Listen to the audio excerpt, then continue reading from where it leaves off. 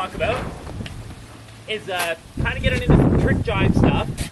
But for those of you guys that are really just still figuring out your first jives, some of these things are going to be great drills to kind of get a different feeling from how the rig kind of can pull you one way or so in your jive, or else give you a different way of when you're on your own, kind of seeing how you're doing with your jive, and kind of a way to gauge your own progress as you get going from just doing a jive into maybe doing that a full planing jive.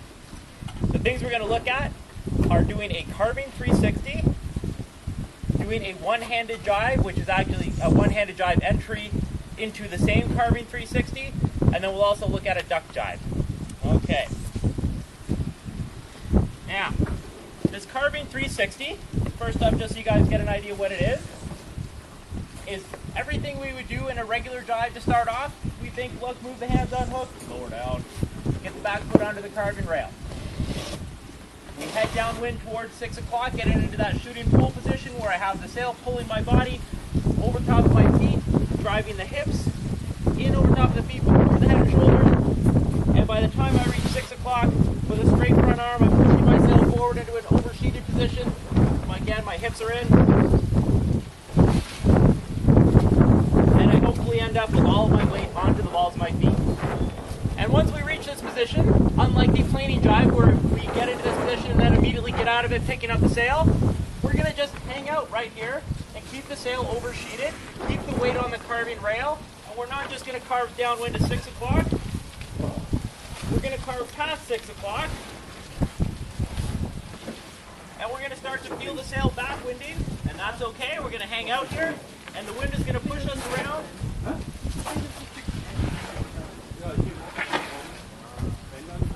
The wind is going to push the tail of the board out from underneath us. We're going to come far enough around back upwind that we're going to step forward, plane the move, hanging out here one-handed with the sail over the back of the board, kind of like we would if we were to have done a tack, and with the sail over the back of the board. We get the nose to the other side of 12 o'clock. We introduce wind to the new side, machine it a little bit, gear around back in the same direction we started, and we've just done a 360-degree turn in the water. And at least part of it is carving, so we're going to call it a carving 360. Is it kind of like a tack or exactly like a tack? At the very end, it feels exactly like you've done a tack. Yeah. So, this carving 360, the goal that it is to carve as far around as possible. And for those of you guys that are just figuring out your jives and want to kind of see how well you're doing, it can be a good thing to try this carving 360 and see if you are getting yourself just with speed to 6 o'clock, or maybe that you are actually still going to be carving a little bit past 6 o'clock, or then all the way around 180 degrees before you slow down with your board. And if you then can get your board to still be carving and still be planing a complete 180 degree turn without moving your feet and without flipping the sail, then you're kind of telling yourself, okay, if I would have moved my feet really cleanly, and if I would have gotten a really nice stable sail flip, I could have planed out of my jive. In other words, you're doing a whole bunch of good things way back in your setup and through the initiation. If you come in and right at 6 o'clock, you lose all your speed and suddenly you're feeling the pressure of the sail pretty strongly and probably falling off at that point in time, then that's probably a good sign, oh man, I must be doing something way back in my setup where I'm losing way too much speed, or in my initiation I'm just leaning way back and killing all my speed right away. I've got to keep working to progress the beginning of my jive before I really start thinking that I'm ever going to be able to plane out of this thing. It's kind of a bit of a way to gauge how well you're doing in your jive. And the perfect time to do this maneuver is also, you're coming in for your last run, you've got your feet in the foot straps, you're planing, instead of just kind of jumping off, you come in, and of course everybody's watching you as you come into the beach, go for the big move. You know that you're kind of doing just a planned crash probably at first, but you get to say to everybody, hey, I'm trying to carve in 360, and kind of bumps up your status on the beach a little. So, here is our technique for this move. Again, everything in the start is just like we would do for a regular jive. Same setup, we think we look, move the hands on hook, lower down, back foot onto the carving rail. We're going to have that back foot pointed well towards the nose, and it can stay well out onto the edge and forward. We're going to try to do a pretty drawn out turn as we come through here, where we keep up as much speed as possible. Again, the hips drive in over top of the feet. We're starting to oversheet the sail. By the time we reach 6 o'clock, hopefully we have our sail oversheeted as we're carving straight downwind, and we're just going to hang out here and keep carving.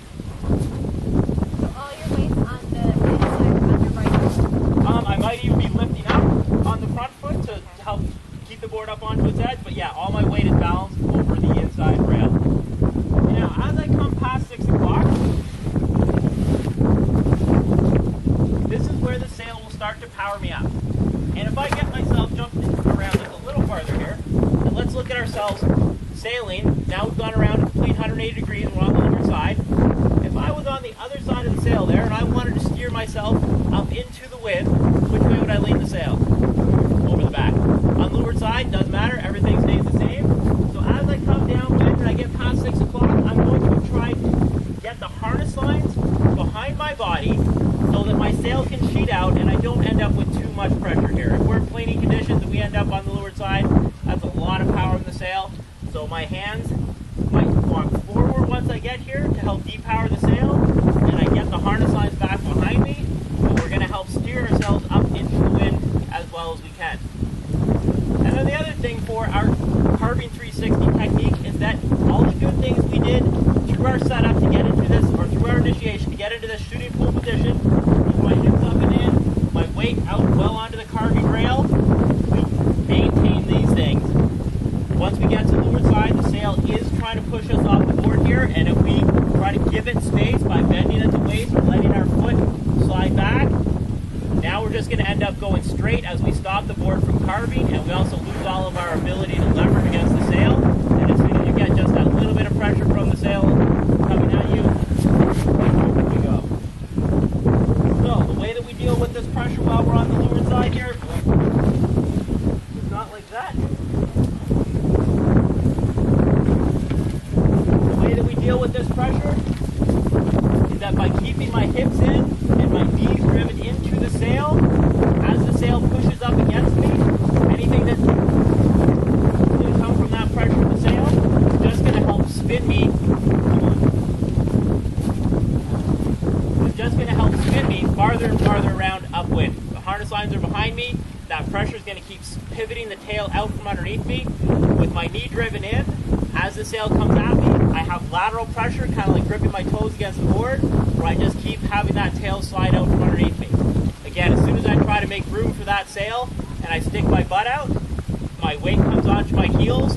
Now as the sail comes against my shin, I just have a flat foot that slides off the board, and away we go. So keep that foot in the exact same position, keep digging our knee into the sail, and we have leverage to keep pushing the board out from underneath us. The other thing that people like to do to get away from the pressure of the sail is start to move forward before we should. If I move forward with the nose of my board barely 180 degrees around, and my board goes flat, and my board flattens out, now we have the full rail line of the board in the water trying to pivot itself around back up into the wind. It's going to make for a much rounder, bigger turn, drawn out turn, than if I can keep my feet over the back of the board. And usually as we take such a big turn up into the wind, we're fighting for so much control with all this power in the sail that somewhere along the way we get that little bit of a gust too much, or we get our weight just a little bit too onto our heels, the sail comes up and takes us over the back. So the tricks to the carving 360 are to get into that shooting pool position and not move. Keep digging those knees in towards the sail. If anything's moving, it's just that you're going to let the sail get shoved a little farther over the back of the board, trying to get the harness lines behind your body. That's upwind steering action as well. And we hang out in this position as long as we can. And if we can get almost 3/4 of the way around, we're now heading up, back up into the wind. We're maybe about an hour and a half away from 12 o'clock. Take a huge big step up to the front, and now as we step forward, we can let the sail completely flag out. Even though that the sails leaned us up to the front of the board, and it's not necessarily going to move around too quickly anymore, it's okay because there's not that much pressure in the sail. We can hang out here and just kind of like get our wits about it. I made it. Maybe now I can lean the sail a little farther back with a gentle push on my backhand, which will get the nose past 12 o'clock, and as soon as we're past 12 o'clock, we bring that sail forward, in, using the wind to the new side of the sail, and work on that complete 360 degrees around. Does that make sense? All right, one more time here, what we're doing. Regular dive entry, think, look, move the hands on hook, lower down. Back foot out onto the carbon rail. Come downwind to 6 o'clock. We get into that shooting pool position, and we basically just stay with our body in the exact same position all the way from here. The littlest thing that might be happening is that we're going to try to keep moving our sail a bit back farther behind us. And the best way to do that is to let our hands move forward on the boom.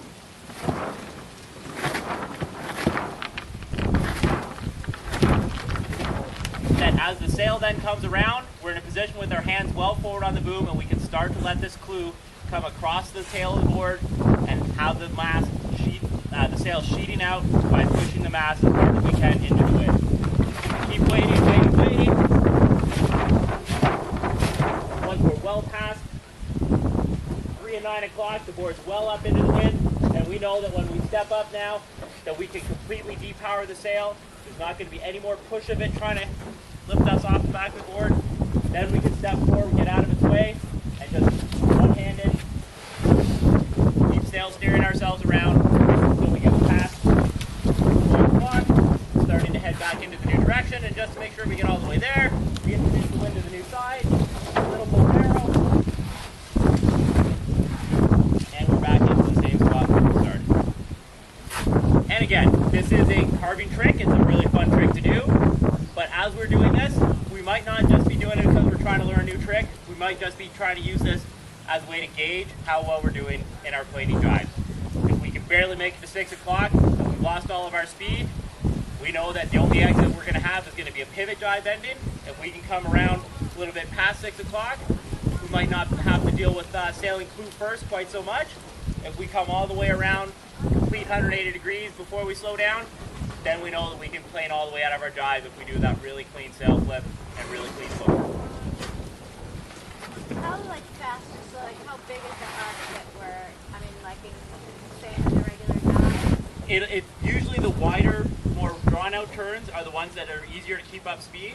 So it's usually starting off with a really big entry, really wide entry, but then by the time everything's slowing down and you're trying to stay on the back of the board as long as possible, there's a real tight button hook at the end. So it's really tight. It's like an at sign or whatever. It keeps getting tighter and tighter as you come towards the end. It's like a goonie bird. It flies in ever decreasing concentric circles until it disappears up its own asshole. Did not know that's what a goonie bird was. Is it possible to come out of that with forward momentum or no? Or you gotta be on a wave or something? It is possible to keep your feet in the foot strap and sort of be powered up enough that you're not going to plane all the way through it. Just like you can't really plane through a tack. That moment where you're upwind, you can kind of pivot the board around and immediately accelerate yourself, but for a moment, for sure, you're off of the plane. There's definitely some sail steering and pivoting action to get it past the eye of the wind, no matter what you do. Okay, so that was our Carbon 360, and again, this isn't just because we're going to do this to go for that Carbon 360 and hit it the first time. It's a bit of a drill to get us some ideas, feel some things in our regular planing drive. We're going to now try the same thing, but with what we're going to call a one-handed entry. So what this is going to look like, it's going through a regular driving setup, but instead of looking and moving the hand so we grab way back on the boom, since we're only going to have one hand on the boom, we're going to go right in the middle of where we'd have two hands. So just slightly back of the back harness line strap, about 6 inches or so. So we think we move the hand, but just a little bit. We unhook, lower down, put the back foot out onto the rail. And now, as we come downwind, we're going to have two hands on the boom up until the point where we get our hips in over top of our feet and we feel balance. And from here, we're going to let go of this front hand. And the board, hopefully, will continue to carve itself down to 6 o'clock. And you'll get just enough pull from the moment that you let go to help pull yourself right up onto the balls of your feet. And at the moment you're on the balls of your feet, that power is gone. In other words, it's the perfect drive entry, as if you would have had yourself with two hands on the boom, pulling yourself right up onto the balls of your feet and a straight front arm. What this drill is really good to sort of, again, be a drill to sort of help check yourself how well you're doing, is most people, as they come into this one-handed entry for the first time, they get get themselves about 45 degrees off the wind, which is usually about 45 degrees off the wind, which is usually when we have our feet balanced and our hips up and in, and they let go of this front hand, and over the back they go. In other words, they are so used to having the sail as something to balance against that as soon as they take that front hand off, and they're not able to pull themselves to the sail, there's no support, and you end up falling off the back. And when we're driving, we're trying to use the nose of the board to make the board carve through the water. So we want the sail to pull us forward, and we want our body weight to be moving towards the nose of the board. So when we do this right, we get our weight over top of our front foot, or over our feet with our hips in, we let go of that front hand, and it feels natural to continue to let the sail pull us forward.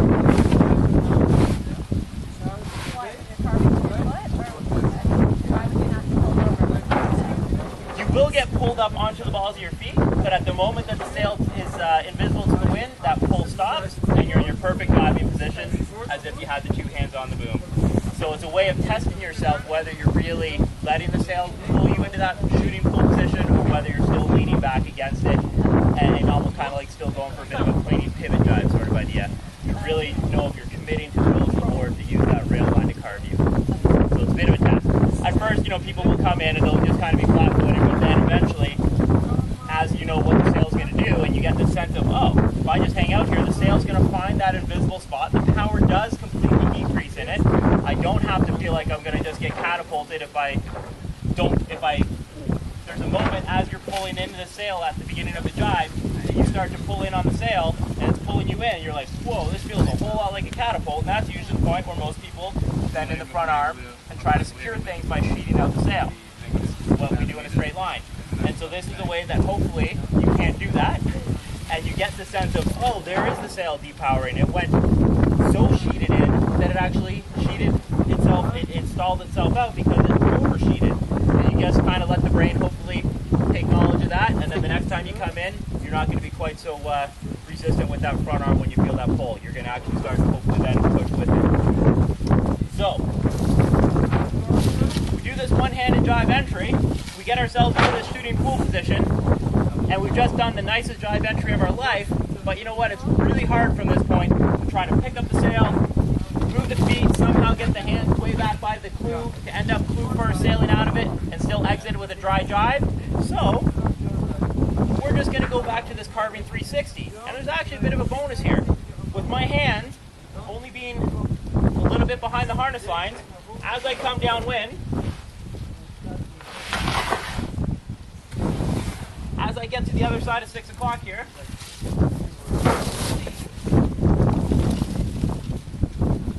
as I get downwind past 6 o'clock and the sail starts to power up on the leeward side, my hands needed to be forward on the boom for it to depower. My hands are more or less already in position.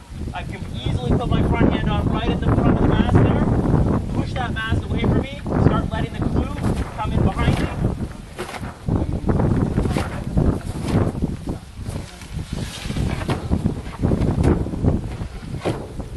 And we end up in that same position that we wanted to be in that carving 360, the hips driving in towards the sail, the hands forward, and the harness lines behind us. With that backhand starting so much closer to the harness lines, it's actually easier for us to get those harness lines behind us and get ourselves past that tricky point where we're sailing 3 and 9 o'clock and the sail is fully powered up on the leeward side. And again, we hang out here, we wait till we're well past 3 or 9, we're almost straight back up into the wind, until finally we take a big step forward up ahead of the mast base, and we can finally let all that pressure out of the sail. Keep the sail over the back of the board, maybe push gently with the back hand. Get ourselves to the other side of 12, introduce the wind to the new side,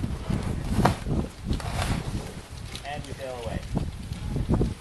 So same thing as what we were basically trying to do a second ago, but now with this one-handed entry, if we've actually gotten some good feels of what a carving 360 feels like and how the sail can be backwinded and it's not the worst thing in the world, this one-handed entry actually gets the hands farther forward and can actually make the move easier. Of course, that's saying that we actually got past 6 o'clock.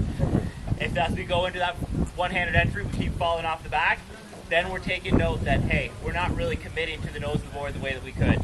We're not really trusting that pull of the sail to bring our body weight in over the top of the board, we're pulling ourselves in using our arms. Usually as we, that's one of the last things that really starts to make the jives that much easier to plane through, is when you truly let the sail be what's pulling you into the turn, not you pulling yourself in. All right. Any questions about either of these carbine What time do 360s? you take? You take your front end off at 6 o'clock? No, it's about 45 degrees downwind, but the best answer really is at the moment that you get your body weight on top of your feet. Okay. Yeah. All these tricks, that's the timing. It's just knowing, okay, if I let, if I completely let go of everything right now, I'm basically what I call surfing the board. I'm not using the sail for balance anymore. I'm just balanced on my own 2 feet well enough that I don't need it. That's the goal there. Okay, so, but anyway, it's well before 6 o'clock. Well, before it's about halfway to 6 o'clock, about 45 degrees off the wind. Okay. So 4:30, 7:30. Okay. Usually somewhere around there. And it depends a little bit about how wide the radius of the